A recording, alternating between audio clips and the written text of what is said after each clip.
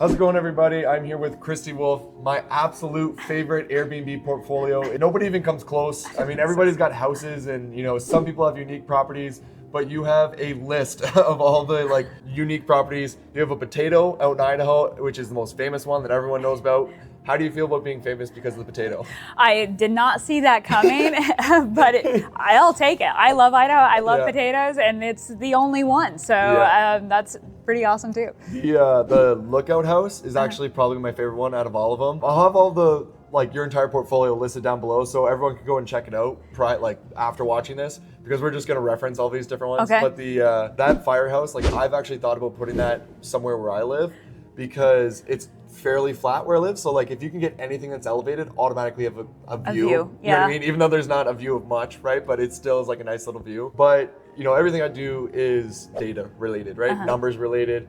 And I think your portfolio, not only is it the coolest looking portfolio, it is really interesting when it comes to the numbers. I'm fascinated by it, right? So, and I know everyone who also watches is also fascinated by the numbers. So I want to kind of get into that, if you're okay with that. Yeah. You want to give any sort of introduction? I'm Christy Wolf, and I build really unique Airbnbs. I think all of them are the most wished for by state. Now I have several in Idaho, so they're competing. Yeah, wow. Crystal Peak was the lookout for a long time, and the potato just surpassed it. And now I have another one, so we'll see what happens. That's actually the coolest brag you could ever do. I have the most wished for property, and you got to do 50 across all the states and just win them all. I would like to. I don't know how I have the energy for it, but to be able to do it all the way around. I love everywhere I go, so I would like it. Yeah, that's super cool. Okay, so let's get right into the numbers because we don't have a lot of time. Okay. What was your first one? It was the Hawaii one, right? Hawaii. Okay, so Hawaii property, beautiful, sort of like a romantic getaway type property. And I remember you telling a story about how you spent all your money to get this up and running. Was that right? Yeah. So how much was that to get it? So I spent $8,000 on the land, but that wasn't all at once. So I put $1,000 down, and then I paid $200 a month. And then all the money I had was $11,000, and I built a treehouse for $11,000. I bought a car for $800. Okay. I mentioned that it broke down, a truck. It broke down everywhere in Hawaii I have broke down. So I bought that, and then I sold it for $800 when I left. So we're good. Yeah. And that was about all. I came over with my tools. And so that was the cost. Originally, for my first several properties, I was trying to, with no data, I was saying, if I could rent this for 100 days and it will pay for itself, that's what the metric I was looking for. I was able to do it pretty frequently. And now I've got into more expensive properties where that probably won't align. But yeah, in 3 months, the treehouse, I was in the clear. I was making money. Actually, so most people who are buying houses or doing anything, the idea of getting all of your money back in 100 days is actually ridiculous. It is ridiculous. It is the most ridiculous. I'll get all my money back in 100 days, right? But well, I do all the work myself, so that's why it gets cheaper. And then I am a very frugal person, and so from the bed to the chandelier, a lot of that stuff I'm making.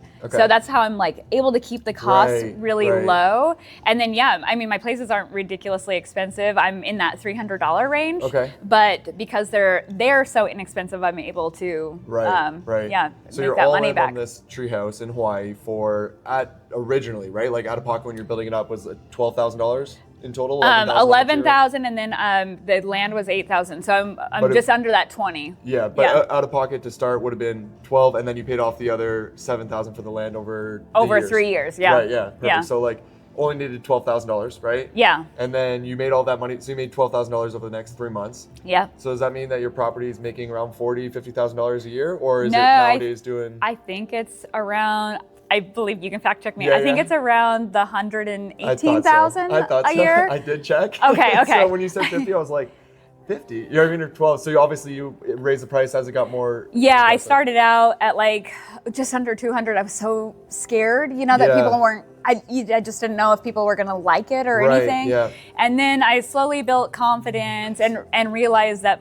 the higher the amount, the better the guests I got. But there is a flex point. Even though my places are in high demand, I don't feel like I can just continue. I can't just charge $800 because then I think the value would go down of what I'm able to offer them. So it kind of sticks there. And then because they're so booked out, if I change the price now, it's not going to be changed for who knows how long. Right, because it's so that's not a great strategy. You might need to because of inflation though. I know. Yes. Well, now I'm staying in random Holiday Inns, and I'm like, this is $300. this is not the same as my place, it's not. right? Yeah, exactly. So it should, but I haven't. Can I just point something out for the people? There are 100% people listening right now who are working 40 hours a week, and they're maybe making $60,000 to $80,000, maybe if that, right? And you have one Airbnb property that's bringing you in about $100,000+ a year. And this is 10 years later. 10 years later, so it's been just continually. Yeah, it took me about. I mean, right off the bat, I was like, okay, it's gonna work. Because my goal was trying to rent it for 8 days a month, because that would replace my factory job income. And then, but I was getting much more than that. And then within a couple months, I was booked solid. So I didn't have to worry about that. And I love that this is one of your properties, right? So like, obviously you have, and how many do you have in total? I think I have 6 listings. I love that. I think this is the number. I've finished some very recently, so I'm not sure. But. I know you got some bigger projects coming on and stuff like that. So I could get into all the other properties that you're doing and the other numbers. I'm sure they're just as impressive. I know you're getting into sort of bigger projects as well, so the numbers aren't as beautiful as that one, right? But like regardless, they're still pretty awesome. But because of the sake of time that we have, I also want to just talk about what it took for you to actually move forward with those properties, right? Because so many people out there want to do these really unique ones that are super rare, kind of, there's no data, right? And I always tell people I'm useless when there's no data, right? Because you have to use the field of dream strategy where you build it and they will come. Yeah. So tell these people how to get past that hurdle, right? Like, how did you get past it? How did they get past it? I just really, well, I guess I can't say, I would say I just make rash decisions, but I can say that there is a little bit of thought. So with the Treehouse in Hawaii, my first one, I hadn't stayed in an Airbnb. It wasn't like a common thing 11 years ago, especially being from Idaho. And so that is what I was thinking. Like, if I can rent this for 8 days, I don't have to work, even though I did love my job. Right. But then I was like, and if it doesn't work, I didn't put a ton of money into it. And now my family and friends have a treehouse in Hawaii. Okay. Not a bad, if everything goes bad, I'm still good, you know? You just thought of what's the worst case scenario? Worst case scenario. Yeah. If I wouldn't take a deal that was going to bankrupt me, if this one doesn't work, then I'm going to have to use the income from all my other properties. I still need to make sure it can sustain itself. That's like back of the napkin stuff. Yeah. And that's how I make the decisions, really. Yeah. A little bit different. I kind of just fall in love, and then I'm like, I hope somebody else likes it. Yes. There was people literally out there who were like, you're all the science. And I'm like, yeah, and Christy's all the art. It's like completely different, right? Just pure passion, essentially. Which is so cool. So in other words, what's your worst case scenario? If you're happy with the worst case scenario, then you have the ability to move forward with it. Anything above that is kind of like you're good to go. It's gravy, right? Yeah, it's gravy, right? I love that because that's even helpful for me because there's been some development opportunities that I've been kind of looking into, and I'm like, these would be so amazing, and I know like all the different ways I could bring it together. They're just like what you do, right? Yeah. But more in a scientific kind of way where I'm studying other people's stuff. Well, and I think asking yourself, like I do run through like, how could this go sideways? You know, and then like, could I sell it for what I got it? You know, could I not? Whatever. But I haven't had to do all those worst case scenarios that I've thought of and tried to check myself. They've never come to fruition. Right. I did think, you know, with Hawaii, I'm like, everybody likes Hawaii, even though I hadn't been there, so bought it sight unseen and it worked out. But then I still had that kind of same mindset that when I was looking for my Hobbit Hole property, my next one, I was still searching for some place that like tourists were going, because that's what I thought I had to have. And then what I found is I put it in this beautiful lake town, Chelan, Washington. It's got like great food, everything. We don't have a kitchen. I mean, it's off grid. People do not leave the property when they come. You know, what I thought I needed this little town, I needed some reason that people come here. I didn't need it all because the house itself becomes the reason. Nobody was coming to Chelan and booking the Hobbit Hole. Everybody was coming to Chelan because of the Hobbit Hole. So then my next one was a fire lookout, and there is nothing around it. It's a town of 400 people. I mean, there isn't a town. There's like a gas pump. But it's like next to nothing, right? Yes. So everybody has to travel a really long distance. Most of them are flying into Spokane and then still have a couple hour drive, and it's booked all the time. I was like, well, I don't know, because the Hobbit Hole is close to Seattle. You know, it's got like these big populations to draw from, and this place just doesn't meet any of that. And I've still been able to like find my people. Do you think social media has helped with that, or do you think that the home itself has helped with that?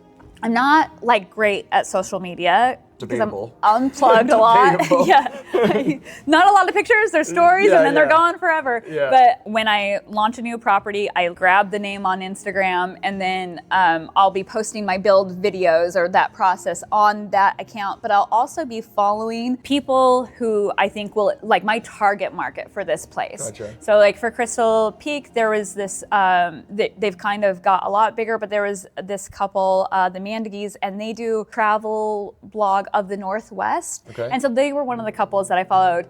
And so they don't know who I am, nothing. Right. I haven't introduced myself, but the whole time I'm building, you know, I'm watching their stories and looking at this. Yeah. And so then when I'm done, I will pick like 5 or 6 people, and I make like a super customized, really cool box for the shipwreck house that I just finished. Yeah, I sent these different families a treasure chest that they have to like unlock with a skeleton key that has a bunch of stuff in there. And then I just leave a note and say, hey, you know, this is who I am. I just built this place. I've been following you guys, you know, thanks for the inspiration. Yeah. And, you know, you're welcome to stay anytime. No, you don't need to do anything. Super strategic. They do typically post, or maybe even if they don't, they're telling the people in their world about this amazing fire lookout that they got to stay in, you know? So it all kind of coalesces. So I really do love marketing and stuff, but I don't know how strategic it is, you know? What I love about it is that you're not just like, what a lot of people say is like, build it and they will come. And what you're telling me is it's like, yes, but at the same time, be a little bit strategic about it, right? Like, you do need to find the people. Yeah, right? Yes. So in other words, you do have a strategy behind it. It's not just like building it, putting it on an Airbnb and hoping that people show up, right? And now, you know, I've had success, and so it is easier. When I did the Treehouse, I sent out emails to like all the blogs that I thought, when blogs were such a thing, and I got almost 0. I mean, I probably had 2 people come. And now, like with the potato, with other ones, I mean, my first guest was a huge YouTuber. I had no idea who he was. Ryan Trahan. I think with blonde hair, right? Yes, and Haley Pham. They're both big YouTubers. Yeah. And I'm just like, oh, who are these cute kids? You know, let them in, whatever. And then like 10 million views later, and people oftentimes ask me like, how do I get influencers and stuff? And it really is, I don't try to get influencers. Right. They don't even tell me that they're coming. I kind of just see a video when it's posted, you know? Well, you have a place that they're taking advantage of, right? Because like they know that it's gonna get a lot of clicks and stuff like that. So we're definitely gonna have to talk again. Because there's so many things that I want to ask you and like really get into your other properties as well, other things that you're coming out with, and then also the experiences that you're actually building into your properties, which is something that I've heard some other people talk about, which is super, super unique. Yeah. You're almost making your place like, not necessarily an escape room, but if the concept of you go to an escape room, kind of do this activity, well, what if the Airbnb, the entire weekend that you were there, or a portion of it kind of felt like that, right? Yes. It's another reason to go to the property. Yeah. So we're going to spend some other time talking about that, but unfortunately we do have to cut this short. short. Well, it was a lovely meeting you. Yeah, awesome meeting you too. Is there anything that you're doing right now, working on right now, or anything that you can, want to talk about? I'm currently working on my Moon Pass Lookouts project, which is fire towers, and they have a clear smart glass roof for stargazing. And it's on a 55-acre property in Wallace, Idaho. But the big spin on this one is I'm building a museum, a fire lookout museum, phase 2. That area has a lot of historical significance with fire lookouts and the big burn. And so I'm super stoked on that.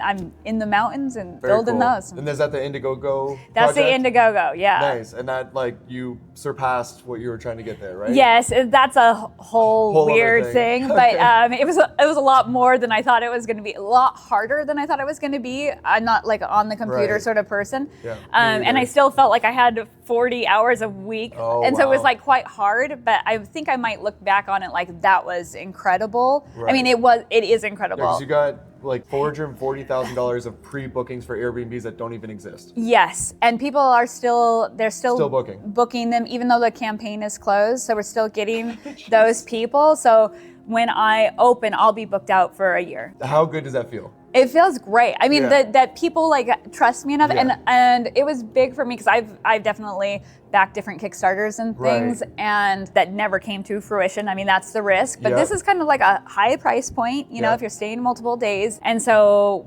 what I did was say, like, if your plans change, you can stay at any of my other places. We will make this transferable if you want to exchange it for another place. And so what some people did is that makes it way cheaper than like staying at the Hobbit Hole. So they're like, hey, they just bought that, and we're like, we want to stay there. And I'm like, hey, that's works. awesome. That helps you get the project off the ground. Yeah. Whatever you gotta do, right? Yes. Well, so awesome. built in that guarantee. Appreciate you. Thank you. This has been so much fun. I am a huge fan, right? So like being able to meet you in person, this has been awesome.